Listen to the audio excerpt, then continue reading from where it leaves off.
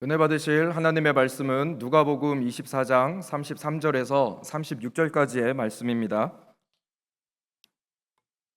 누가복음 24장 33절에서 36절까지입니다. 신약성경 141페이지에 있습니다.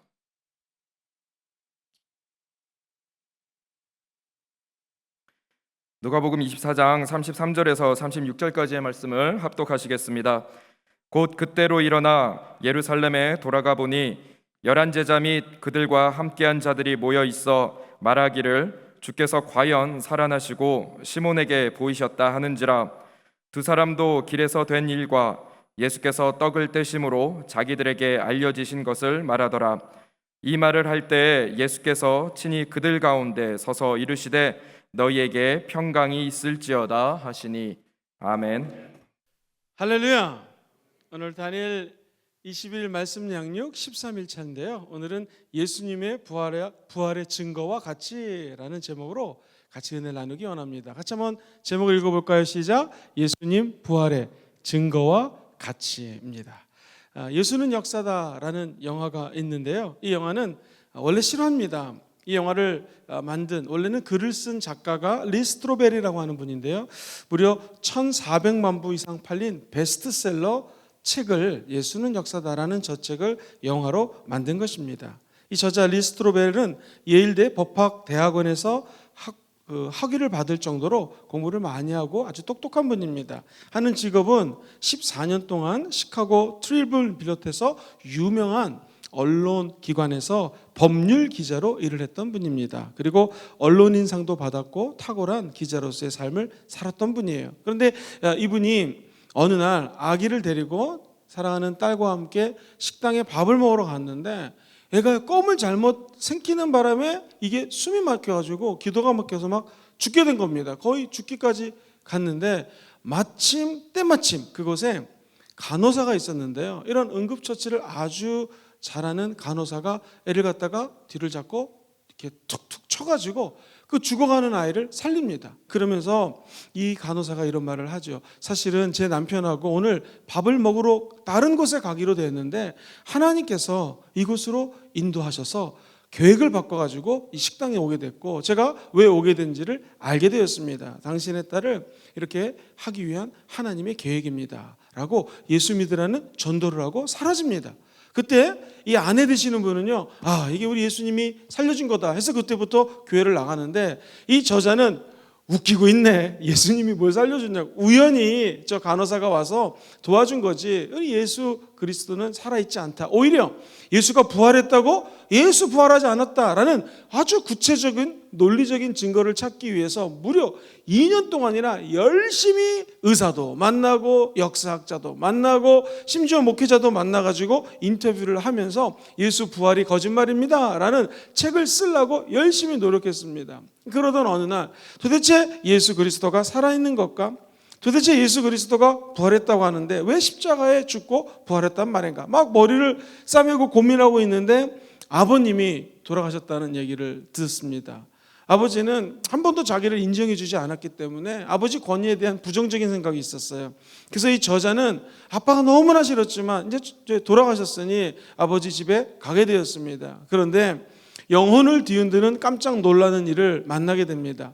아버지가 자기가 기자가 된 것을 별로 못마땅하다고 생각을 했는데 아버지가 처음 기자가 돼서 쓴 글부터 지금까지 단 한 번의 기사도 놓치지 않고 스크랩을 해가지고요. 아들이 쓴 기사를 갖다가 이 앨범에다가 쫙 꽂아놓은 걸 보면서 아버지가 날 싫어해서 저렇게 나를 혼내고 관계를 잘못 맺은 것이 아니라 아버지는 처음부터 나를 사랑하셨구나라는 것을 깨닫게 되죠. 그리고 하나님의 아들 예수 그리스도가 이 땅에 와서 죽고 부활했다는 사실이 갑자기 믿어지기 시작합니다. 그것은 하나님 아버지의 사랑 때문이라는 사실을 깨닫게 되죠. 그리고 이 스트로벨은 예수를 영접합니다. 나중에 자기가 연구한 것을 예수 부활 거짓말입니다가 아니라 거꾸로 예수 부활이 사실입니다 라는 책을 쓰게 되었습니다. 그 책이 바로 예수는 역사다라는 책을 쓰게 되죠.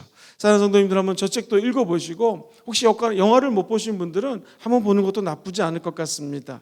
하나님이 국류를 입은 이 분은 나중에 목사님이 되었고 사역을 잘 감당하고 있습니다. 우리가 깨닫지 못할 뿐이지 하나님은 지금도 우리를 사랑하십니다.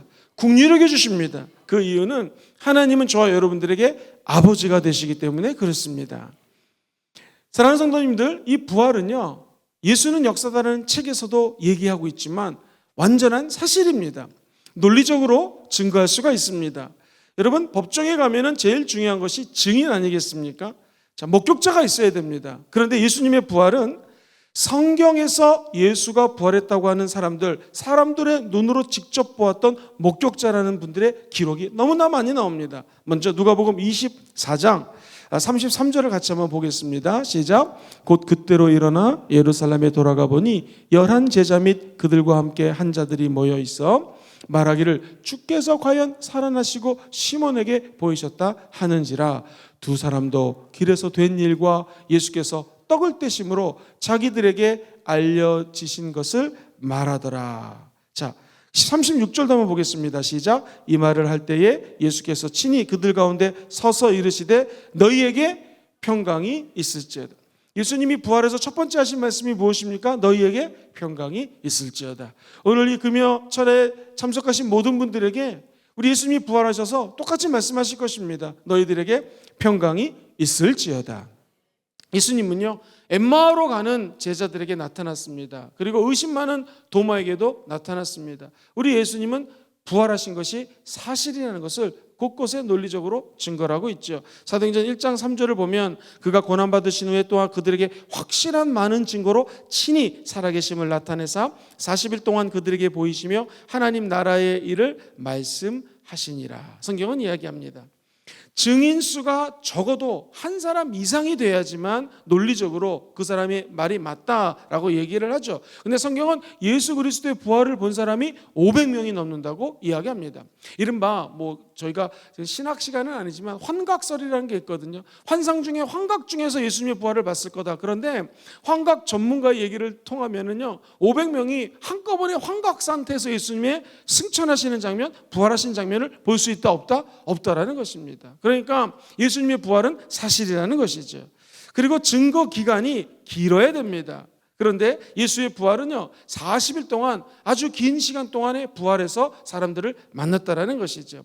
나타난 횟수가 한 번이 아닙니다. 여러 번 많은 사람들에게 부활을 알리게 됩니다. 자, 대표적인 것이 고린도전서 15장 5절에 보면 베드로의 이름이 게바라고 하거든요. 자, 게바는 베드로입니다. 같이 읽어볼까요? 시작. 게바에게 보이시고 후에 12 제자에게와 그 중에 500여 형제에게 일시에 보이셨나니 그 중에 지금까지 대다수는 살아있고 어떤 사람은 잠들었으며 그 후에 야고보에게 보이셨으며. 잠깐 스톱할까요?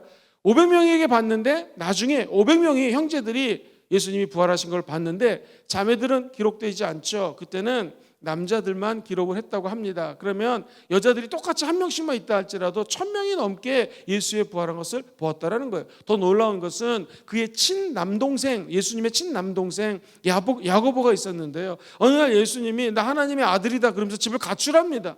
목수로서 집안의 생계를 책임졌던 큰형이 나가니까 이 야고보에게는 큰 상실감이 있었습니다. 그런데 예수를 부인했던 그 남친동생 야고보마저 오늘 본문에 보면은 예수 그리스도의 부활하신 장면을 보고 그때 회심을 합니다. 나중에 초대교회의 의장이 되고 회장이 되는 큰 지도자로 성장하고요. 나중에 야고보도 예수 그리스도처럼 순교하게 됩니다. 자, 이처럼 500여 제자, 야고보, 수많은 사람들에게 보여줬는데 이 말씀을 적었을 그 당시에 바울이 살아있을 때 대부분의 사람들이 살아있었다. 그리고 8절에는요, 이렇게 8절에 얘기를 하고 있어요. 맨 나중에 만삭되지 못하여 난 자, 누굽니까? 사도 바울이죠. 나에게도 보이셨느니라. 즉 예수 그리스도의 부활은 나타난 횟수가 많아야 되는데 많이 나타나셨고 많은 사람들에게 나타났으니 이것은 부활한 것이 확실하다는 것이죠. 그런데요, 가끔가다 증인 중에서 우리 장로님 중에서도 법조인 쪽에서 일을 했던 분이 계시는데 거짓말하는 사람이 있을 수 있습니다. 그런데 이 증인은 거짓말하면 안 되고 신망이 두터워야 되는 것이죠. 성경에 얘기하는 모든 사람들은요, 신망이 두터운 사람들이 다 예수 그리스도가 부활했다고 간증을 하는 것입니다. 이처럼 논리적으로 아무리 살펴봐도 우리 예수님은 부활하셨습니다. 조금 어려운 말로 인과율적 증거라고 했는데요. 쉽게 얘기하면 따라해볼까요? 원인이 있어야 결과가 있습니다. 시작. 원인이 있다는 거예요. 부활하신 예수 그리스도가 원인 제공을 하니까 결과로서 원인 말고 결과를 보니 반드시 부활하신 것이 인과율적 증거로 따져보니 부활했다라는 건데, 자, 예수님의 부활이 갔더니 텅 비어 있었습니다. 혹자들은 예수님의 이른바 도둑설 그래가지고 제자들이 그 무덤에서 예수님의 시체를 훔쳤을 것이다 라고 얘기를 하는데요. 아니, 어떤 제자들이 지금 베드로와 요한만 예루살렘에 남아있고 다 도망갔습니다. 도망간 사람들이 언제 와가지고 그 예수 그리스도의 무덤에 있는 시체를 가지고 왔겠습니까? 그 당시 고대 근동의 로마 제국의 군사들은, 이게 제 말 잘 들리십니까? 잘 들리세요? 제 소리가 자꾸 퍽퍽 소리가 나가지고 들리는지 모르겠어요. 자, 그 당시 2000년 전에 고대 근동에서는요, 로마의 군인들이 16명이 조를 짰어요. 그래가지고 16명이 무덤을 지켰기 때문에 그들이 다 한꺼번에 잠을 잤다 있을 수가 없는 거죠.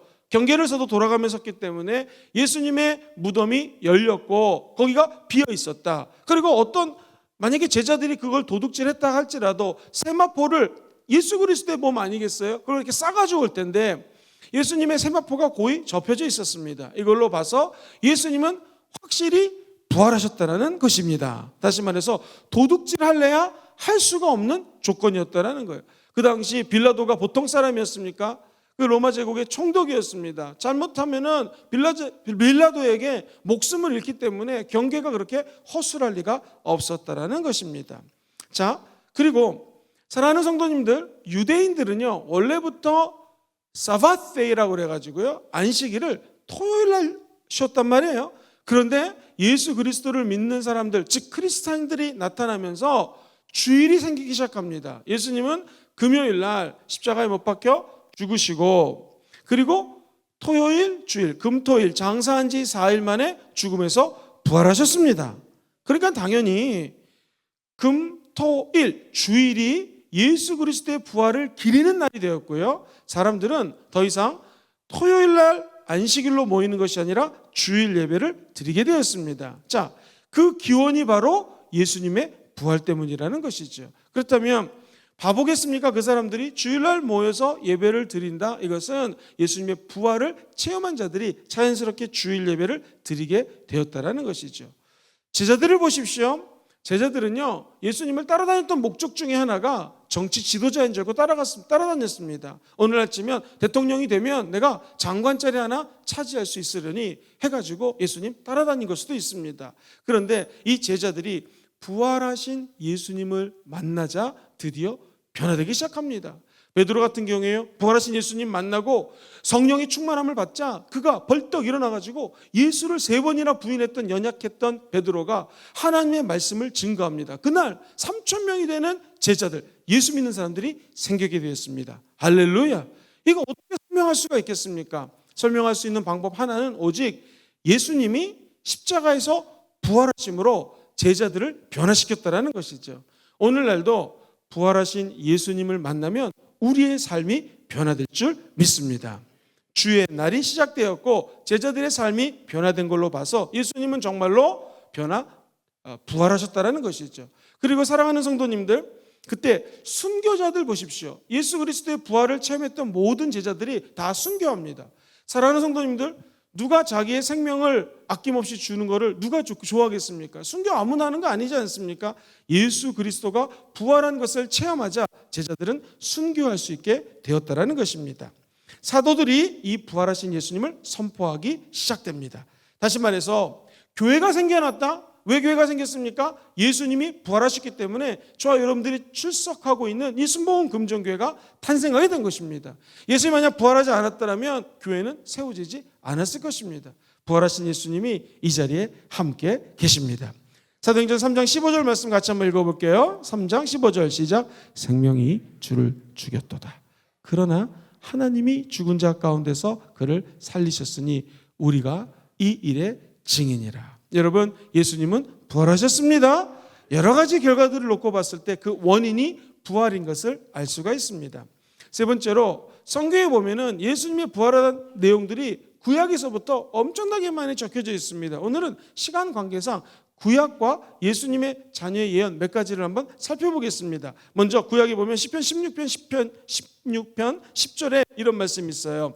이는 주께서 예수 그리스도의 영혼을 스올은 지옥입니다. 지옥에 버리지 않고 주의 거룩한 자를 멸망시키지 않을 것이다 라고 예언이 되어 있습니다. 그리고 사도행전 13장 35절을 보니 또 다른 시편에 일렀으되, 같이 그 다음부터 읽어봐요. 주의 거룩한 자로 썩임을 당하지 않게 하시리라 하셨느니라. 예수님이 거룩하신 분인데 절대로 무덤에서 썩게끔 두지 않는다라는 것입니다. 우리 예수님도요, 자기가 십자가에 죽고 부활할 것을 말씀하십니다. 두 가지만 살펴보겠습니다. 마태복음 16장 21절 예수님 말씀을 한번 살펴보시죠. 시작. 그때로부터 예수 그리스도께서 자기가 예루살렘에 올라가 장로들과 대제사장들과 서기관들에게 많은 고난을 받고 죽임을 당하고 제3일에 어떻게 돼요? 살아나야 할 것을 제자들에게 말씀했습니다. 마태복음 20장 17절 이하에도 있는데, 자 먼저 마가복음 8장 32절 한번 보겠습니다. 마가복음 8장 31절 시작. 인자가 많은 고난을 받고 장로들과 대제사장들과 서기관들에게 버림받아 죽임을 당하고 사흘 만에 살아나야 할 것을 비로소 그들에게 가르치시되, 드러내놓고 이 말씀을 하시니 베드로가 예수님 죽으시면 안 됩니다 라고 붙들면서 항변했다라는 것입니다. 예수님도 말씀하시고 구약 성경에도 말씀하시고, 그리고 우리가 잘 아는 마태복음, 마가복음, 누가복음, 요한복음 이런 복음서에도 수없이 많은 예수 그리스도의 부활의 장면들이 기록이 되어 있습니다. 마태복음 28장, 마가복음 16장, 누가복음 24장, 그리고 요한복음 20장에 보면 복음서에 예수 그리스도의 부활의 증인으로서의 내용들이 많이 적혀져 있는 것이죠. 사도행전에 수없이 많이 적혀져 있습니다. 바울 서신에 보면 수없이 많은 내용들이 적혀져 있습니다. 한번 책자를 보시면서 우리 교회 집사님 한 분은요, 여기 성경 말씀이 많이 나오니까 교재 옆에다가 노트를 하나 사가지고 성경 말씀을 다 찾았다고 그래요. 시간만 있으면 다 한번 같이 읽고 싶은데 몇 가지만 찍어서 읽어보겠습니다. 사도행전의 1장 3절에 보면 고난 받으신 후에 또한 그들에게 확실한 많은 증거로 친히 살아계심을 나타내사 40일 동안, 며칠 동안?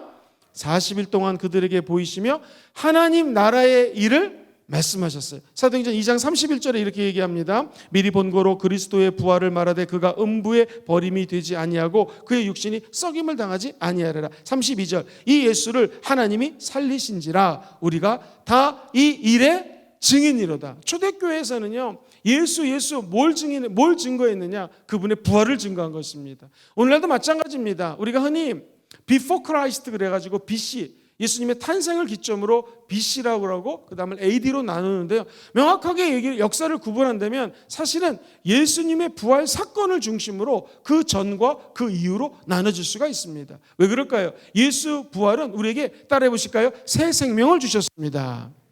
부활하신 예수님이 우리를 만나서 삶을 변화시키시고 새 생명을 주셨기 때문에 정확히 엄격히 얘기하면 부활한 사건이 역사의 중심을 차지할 수 있다라고 표현할 수 있습니다. 자, 사도행전 4장 33절 한 절만 더 읽어볼까요? 시작. 사도들이 큰 권능으로 예수의 부활을 증거하니 우리가 큰 은혜를 받아. 사도들은 큰 권능으로 주 예수의 뭘 증거했다고요? 부활을 증거했습니다. 우리도 사실은 부활절날 주변에 있는 분들을 모시고 올 때 다른 게 필요 없습니다. 부활하신 예수님의 능력이 있으면 잃어버린 영혼들이 돌아오게 되어 있습니다. 부활하신 예수님은요, 저 여러분들의 모든 과거의 모든 질병과 아픔과 눈물과 상처를 다 씻어주십니다. 그게 부활하신 예수님의 능력이죠. 아마 이곳에 계신 모든 분들이, 또 이 방송을 청취하는 모든 분들이 한 가지 이상씩의 문제가 있을 것입니다. 가정의 문제가 있을 것입니다. 지금 아주 절실한 기도 제목이 있을 것입니다. 근데 우리 예수님은 어떤 분이신가? 여러분의 문제를 해결해 주시는 유일한 문제의 열쇠가 되시는 분이 우리 예수님이라는 것입니다. 예수님이 문제의 해답이 되십니다. 뿐만 아니라 우리 기도 제목 중에서 가장 힘든 기도 제목은 미래가 불투명합니다. 어떻게 전개가 될지 모릅니다. 이 코로나19도 어떻게 종식이 될지 우리는 그냥 기도만 할 뿐이지 감을 못 잡겠습니다. 그런데 확실한 거 하나는요, 부활하신 예수님은 저와 여러분들의 미래를 보장해 줍니다. 이 땅에 살면서 부활하신 예수님은요, 끝까지 저와 여러분들을 책임져 주십니다. 그럴 일은 없지만 우리가 이 땅에 살다가 하나님의 부르심을 받아 저나 여러분이나 가족 누가 천국에 간다고 할지라도 예수 믿는 자들의 축복은 무엇입니까? 예수님의 보장은 무엇입니까? 주님이 개런티 해주는 거는요, 예수 믿는 사람은 천국에 가게 되어 있다는 것입니다. 성경은 수없이 많이 예수 그리스도의 부활을 통하여 예수님은 승천하셨고 하늘에서 존귀케 여기게 되어서 하나님 보좌 우편에 앉아 계십니다. 그리고 우리를 위해서 중보기도 하십니다. 그리고 예수님이 하나님 보좌 우편에 앉으셨기 때문에 성령을 보내주셨고, 성령 충만한 저와 여러분들이 하나님과 사람들에게 칭찬받을 수 있는 예수님의 제자가 된 것입니다. 자, 고린도전서 15장 7절로 8절 한번 읽어보겠습니다. 시작. 그 후에 야고보에게 보이셨으며 그 후에 모든 사도에게와 8절 맨 나중에 만삭되지 못하여 난 자 같은 사도 바울에게도 보이셨느니라. 이 옥스퍼드 대학에서 오랫동안 역사학을 가르쳤던 토마스 아놀드라고 하는 교수님이 이렇게 얘기를 했습니다.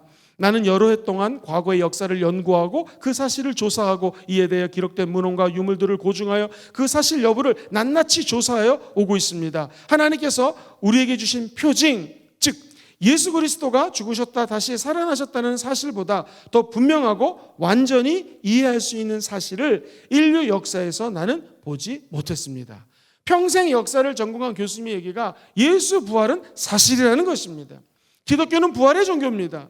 만약 기독교가 예수님의 부활을 거짓말로 허위 증언했다면, 만약 그 많은 사람들 중에서 500명 넘는 사람들 중에서 한 사람이라도 배반했다면 지금 기독교가 존재했겠습니까? 존재할 수 없죠. 아무리 머리를 따져보고 생각을 해보고 책자를 뒤져봐도 예수님은 부활하셨습니다.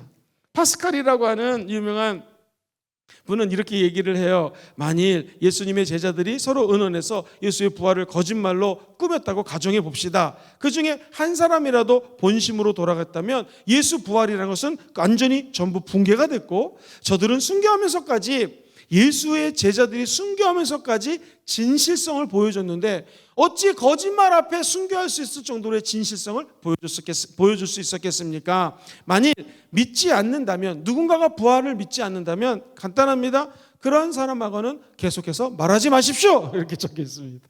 사랑하는 성도님들, 이상 예수님의 부활하신 내용들은요, 충분히 우리가 증언할 수 있고 증거할 수가 있습니다. 자, 그렇다면 이처럼 역사적인 사실이 예수님의 부활인데요, 여러분 예수님이 부활하신 것을 믿으십니까?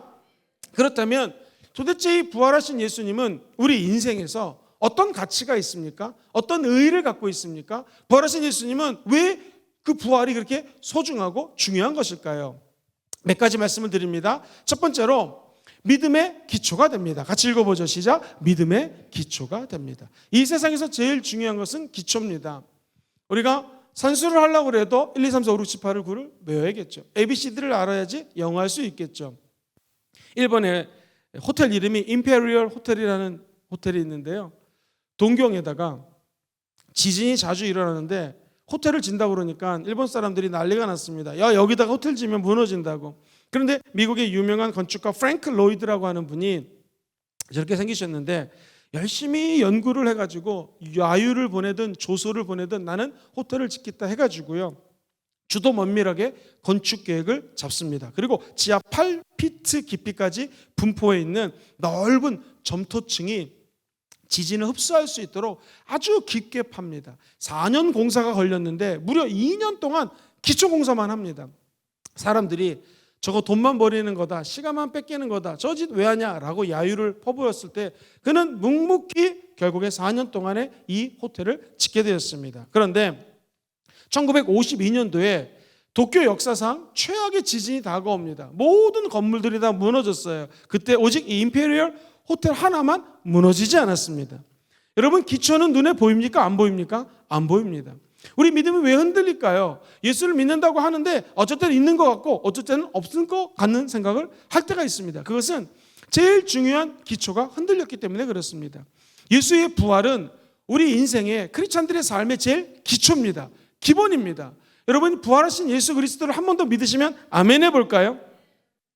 돈과 시간이 아무리 많이 들어도 이 예수 그리스도의 부활을 내 마음속에 기초 공사해 놓지 않으면 이 믿음이 흔들릴 수가 있습니다.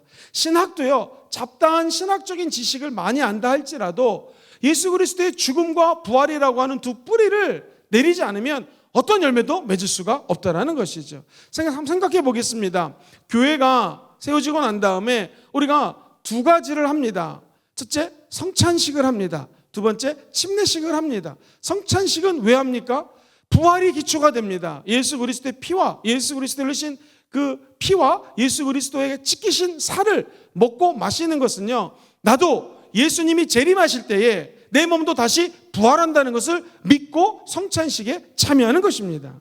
우리가 물침례 왜 받습니까? 물속에 풍덩 빠진다는 것은요, 헬라어는 맵타이조라는 단어를 쓰는데요, 물속에 빠진다는 것은 죽음을 의미합니다. 예수 죽음, 내 죽음. 그리고 물속에서 첨벙 빠졌던 내가 일어나는 것은 예수님 부활, 내 부활을 상징합니다. 그러므로 예수 십자가 죽음 그리고 예수 그리스도의 부활이라고 하는 두 가지 핵심 진리가 기초를 잡고 있지 않으면 그 뿌리가 흔들리기 때문에 나무는 흔들릴 수밖에 없다라는 것이죠. 사랑하는 성도님들, 천국 가는 날까지 예수 십자가 죽음과 우리 예수님이 죽음에서 부활했다라고 하는 이 진리를 늘 마음속으로 품고 사시게 되기를 주의 이름으로 축원드립니다. 부활이 살아계신 하나님을 증거하기 때문에 그래요. 베드로전서 1장 21절입니다. 같이 한번 읽어볼까요? 시작. 너희는 그를 죽은 자 가운데서 살리시고 영광을 주신 하나님을 그리스도로 말미암아 믿는 자니, 너희 믿음과 소망이 어디에 있어요? 하나님께 있다. 죽은 자 가운데 살리시고 영광을 주신 분이 누구세요?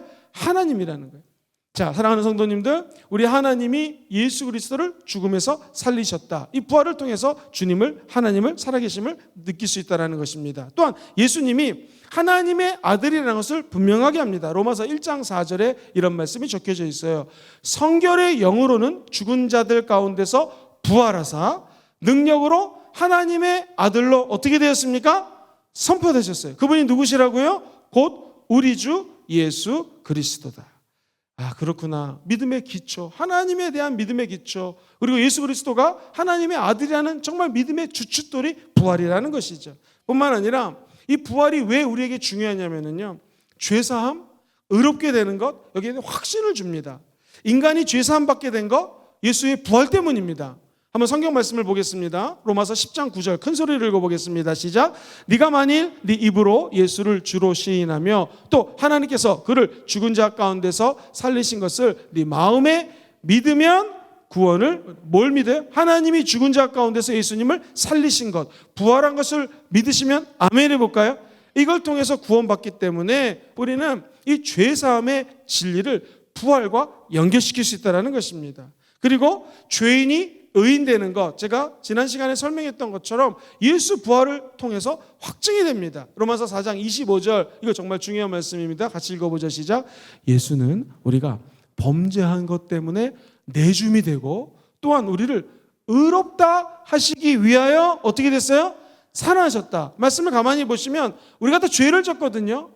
모든 사람들이 죄인이기 때문에 하나님의 영광에 이를 수가 없었습니다. 그래서 우리가 모두 범죄했는데 이 범죄 때문에 십자가에 내줌이 되었다. 사랑하는 성도님들, 2000년 전에 로마 사람들 십자가에 못 박아 죽였을까요? 안 죽였어요? 절대 안 죽입니다. 대부분 극악무도한 형벌을, 진짜 범죄를 한 죄인 아니면 정치범들을 십자가에서 죽였습니다. 왜냐하면 로마 제국의 법이라든가 자기들이 갖고 있는 권위를 흐트릴까 봐 이런 사람들 십자가에 죽였습니다. 근데 예수님은요, 전혀 그런 일을 하지 않았어요. 근데 우리 예수님이 십자가에 내어짐을 당했다. 그리고 내어주실 뿐만 아니라 십자가에서 내어주신 예수님이 죽고 부활한 것은, 따라해볼까요? 우리를 의롭게 하기 위하여, 시작. 우리를 의롭게 하기 위하여 주님이 부활하셨습니다. 살아나셨습니다.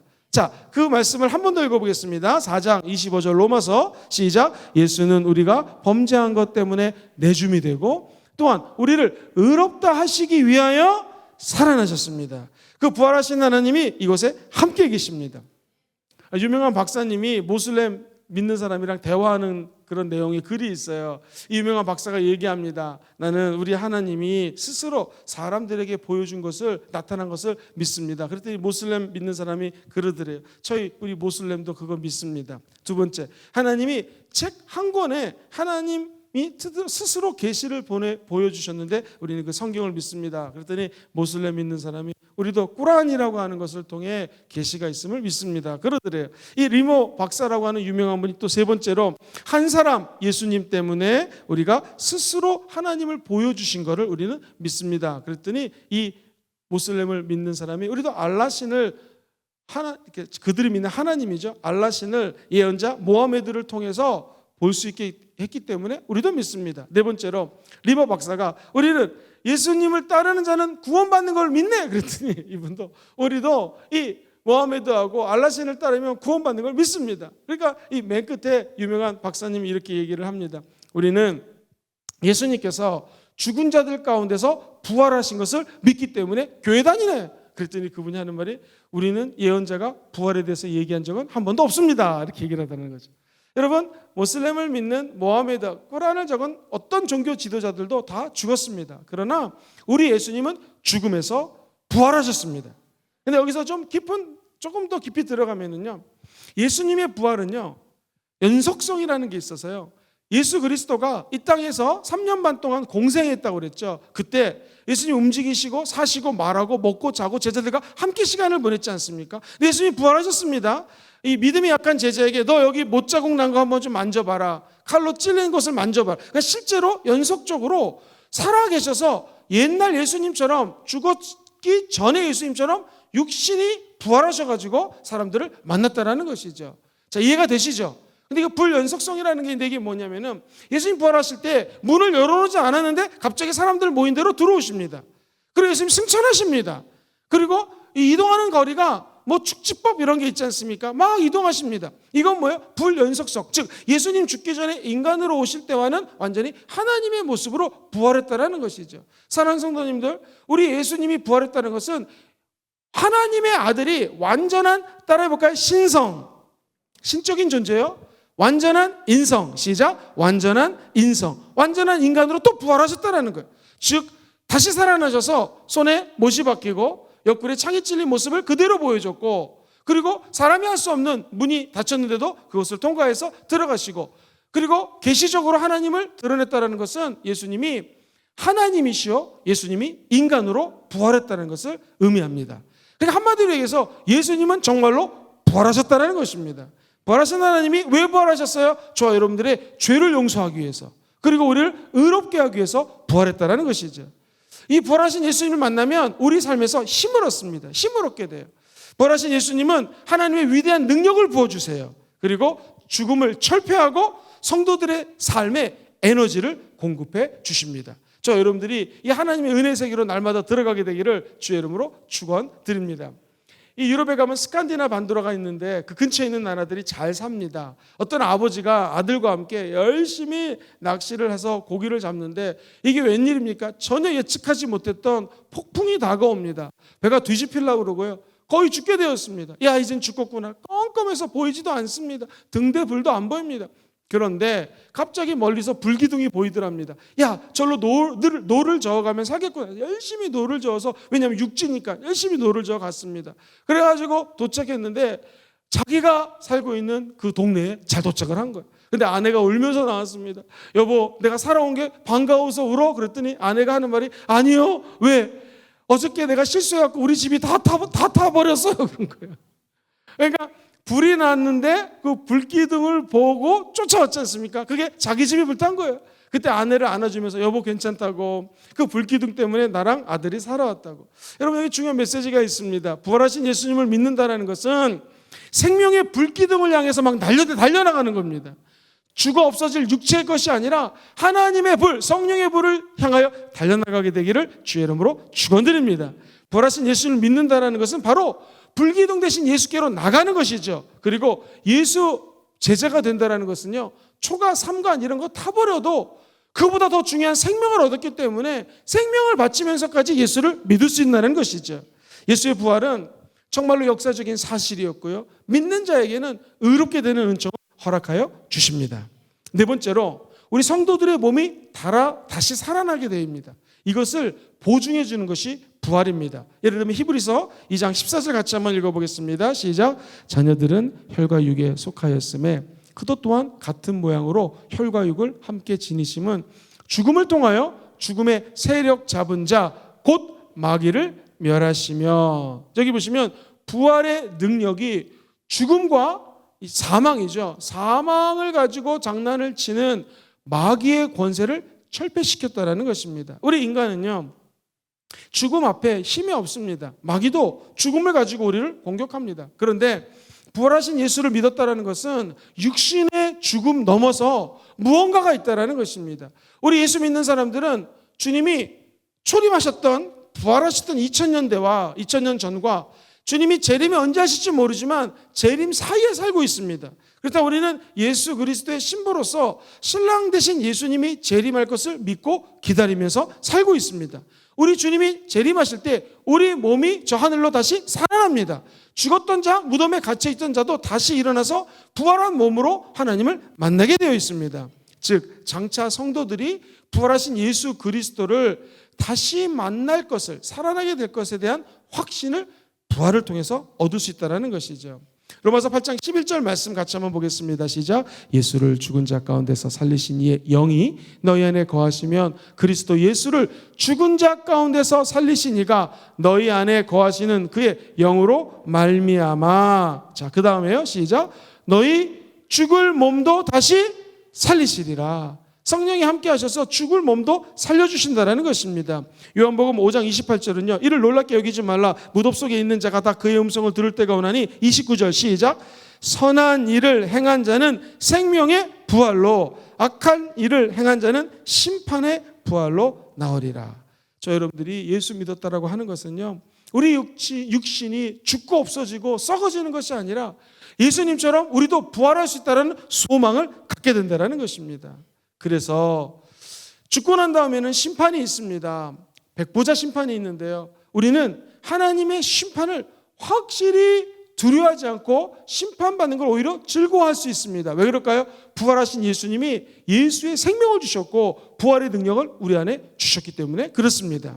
미국에 한 꼬마 아이가 있었는데요, 8살짜리 메사스피 주에 있는 이 한 교회에 꼬마 아이가 있었는데요, 8살짜리인데 몸이 너무 아파가지고 매일매일 휠체어를 끌고 엄마가 학교를 등교시키고 또 이렇게 하교를 시켰습니다.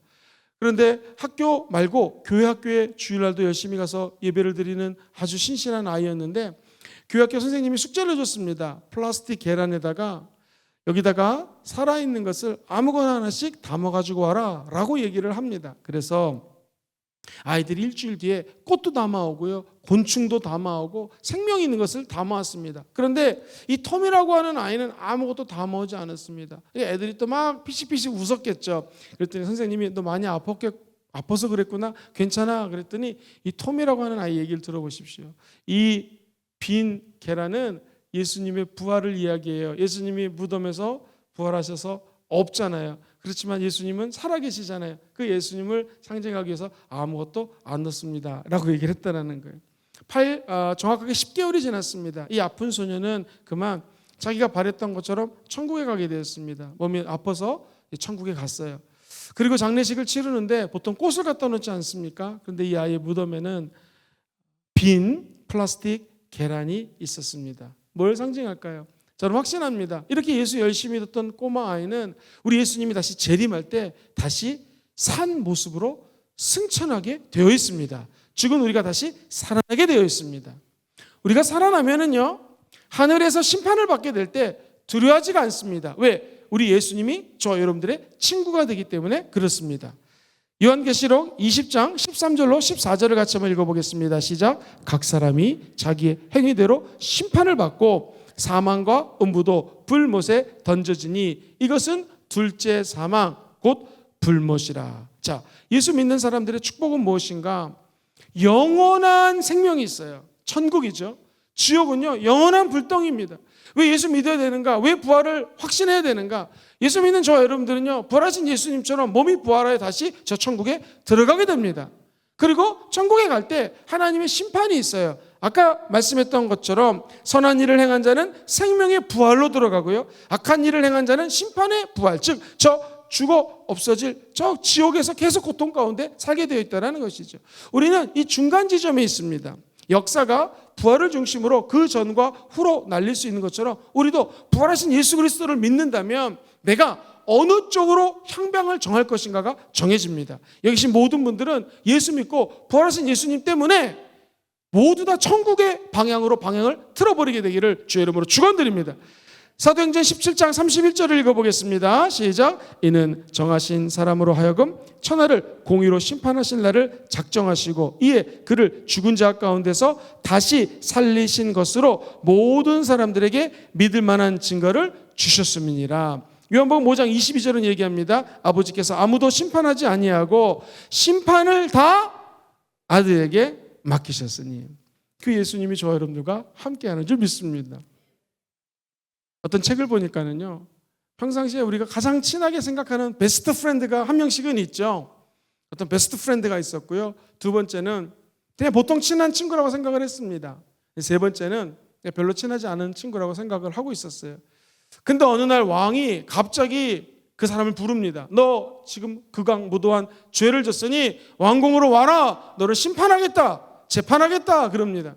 당연히 제일 친한 친구에게 찾아갑니다. 너는 나의 베스트 프렌드지 않니? 내가 이래서 황당하다. 잘못한 게 없는데 왕이 지금 날 부른다. 어떻게 하면 좋겠니? 네가 좀 가서 같이 얘기해 주지 않겠니? 했더니 가장 친한 베스트 프렌드가 입을 싹 씻으면서 너 나 안다고 그러지 마. 괜히 너 때문에 나까지 위험에 처할 수 있으니까 이제부터 너랑 나랑은 절교다. 딱 매몰차게 끊더랍니다.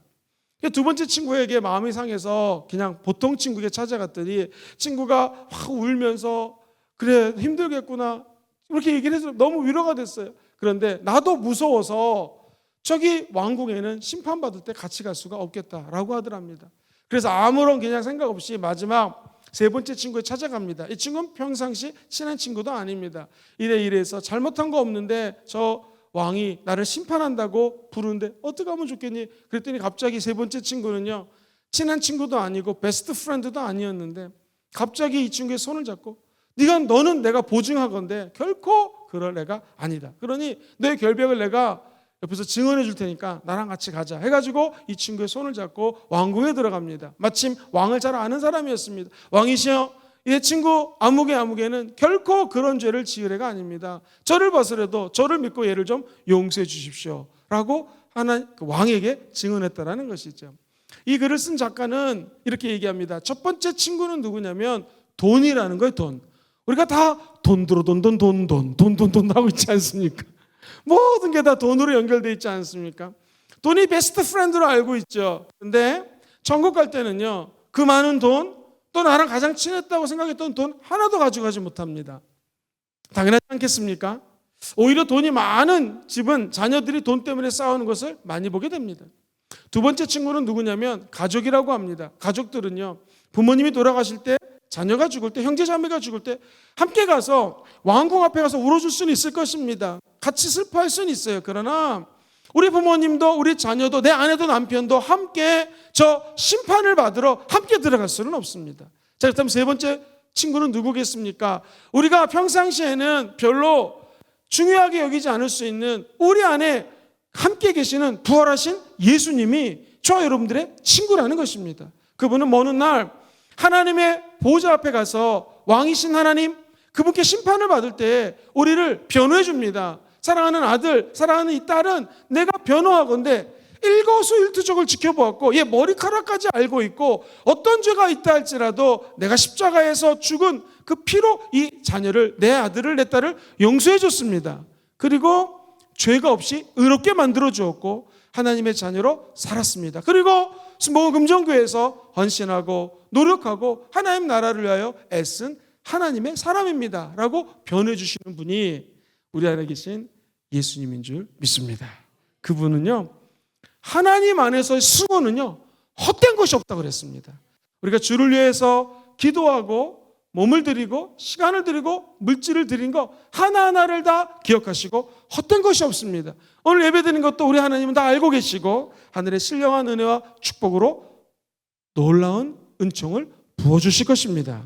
오늘 예수님의 부활의 증거에 대해서 말씀을 드렸고요. 그리고 두 번째로 그 부활하신 가치가 무엇인지를 짧게 말씀드렸습니다. 부활하신 예수님의 증거는 논리적인 증거들이 있고요. 원인과 결과가 있듯이 결과를 봤더니 분명히 예수님이 부활한 게 사실이라는 인과율적인 증거가 있었고요. 세 번째, 성경에서 이야기하는 증거들을 말씀드렸습니다. 그리고 큰 두 번째로 부활하신 예수님의 가치는 어떤 것인지를 1번부터 5번까지를 같이 한번 큰 소리로 읽어보고 우리 같이 찬양하고 기도하며 나가겠습니다. 시작. 믿음의 기초가 됩니다. 두 번째, 시작. 죄사함과 의롭게 됨의 확신을 줍니다. 세 번째, 삶의 큰 힘이 됩니다. 네 번째, 성도들의 몸이 다시 살아날 것에 대한 보증이 됩니다. 마지막 다섯 번째, 하나님의 심판이 있는데 이 확실성을 담보해 줍니다. 보장해 줍니다. 할렐루야.